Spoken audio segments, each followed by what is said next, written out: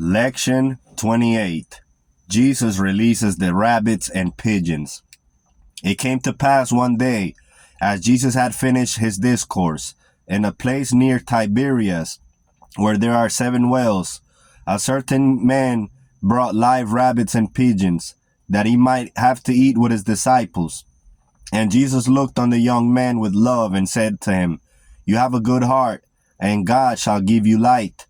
But do you not know that God in the beginning gave to man the fruits of the earth for food, and did not make him lower than the ox or the horse or the sheep, that he should kill and eat the flesh and blood of his fellow creatures?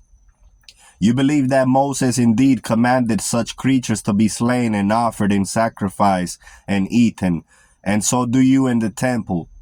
But behold, a greater than Moses is here, and he comes to put away the bloody sacrifices of the law and the feasts on them, and to restore to you the pure oblation and unbloody sacrifice, as in the beginning, even the grains and the fruits of the earth.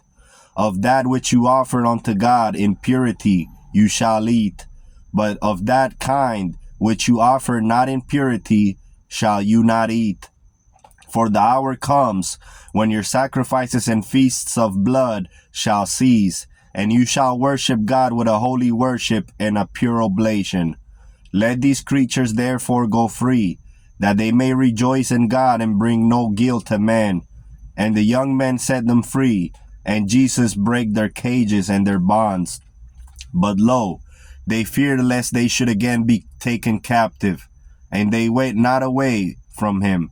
But he spake unto them and dismissed them, and they obeyed his word, and departed in gladness. At that time, as they sat by the well, which was in the midst of the 6, Jesus stood up and cried out, "If any be thirsty, let them come unto me and drink, for I will give to them of the waters of life. They who believe in me, out of their hearts shall flow rivers of water, and that which is given unto them shall they speak with power, and their doctrine shall be as living water." This he spake of the Spirit, which they that believed on him should receive. For the fullness of the Spirit was not yet given, because that Jesus was not yet glorified. Whosoever drinks of the water that I shall give shall never thirst. But the water which comes from God shall be in them a well of water, springing up into everlasting life. And at that time John sent 2 of his disciples, saying, "Are you he that should come, or do we look for another?" And in that same hour he cured many of their infirmities and plagues and of evil spirits, and said unto the blind, and gave sight. Then Jesus answering said unto them, "Go your way, and tell John what things you have seen and heard, how the blind can see, the lame walk, the lepers are cleansed, the deaf hear, and the dead are raised. To the poor the gospel is preached, and blessed is he whosoever shall not be offended in me." And when the messengers of John were departed, he began to speak unto the people concerning John. What went out into the wilderness to see? A reed shaken with the wind, or a man clothed in soft raiment?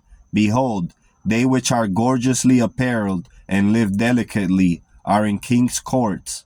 But what went out to see? A prophet, yea, I say unto you, and the greatest of prophets. This is he of whom it is written, "Behold, I send my messenger before your face, which shall prepare your way before you. For I say unto you, among those that are born of women, there is not a greater prophet than John the Baptist." And all the people that heard him, and the tax gatherers, justified God, being baptized with the baptism of John. But the Pharisees and lawyers rejected the counsel of God against themselves, not being baptized of him.